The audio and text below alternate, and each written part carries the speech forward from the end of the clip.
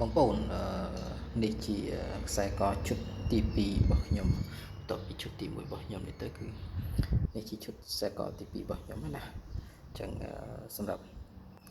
តួអង្គនេះគឺនិយាយព្រះអង្គ5ព្រះអង្គ2អង្គខាងលើគឺខ្ញុំជាវណាព្រះអង្គប្រនីទ្រង់គ្រឿងសាងពីចែដំរីហើយព្រះអង្គប្រនីមួយច្រឡឹងដែរណាសាងពីជ្រូកដំរីដូចគ្នាដែរណាបងពីអង្គខ្ញុំជាវណាតែអង្គខាងក្រោមគឺខ្ញុំអត់ជាវទេណាភាសារបស់ក្របូជាខ្លួនឯងបើអត់មានអ្នកជាវគឺខ្ញុំរក្សាទុកដូចសពបីបងចឹងហ្នឹងហើយនេះគឺព្រះអង្គទ្រង់បានសាងពីឈើថ្មណាហើយនេះគឺព្រះអង្គ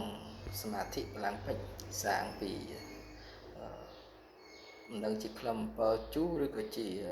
នាងពួនអំពើជូរបងជាគេសល់ពីឪពុករបស់ខ្ញុំណាហើយបើនេះដឹងច្បាស់100%ហ្មងគឺនាងពួនអំពើជូរណាលេះដាច់ក្នុងដើមណាគឺនាងពួនអំពើជូរហើយខ្ញុំបាន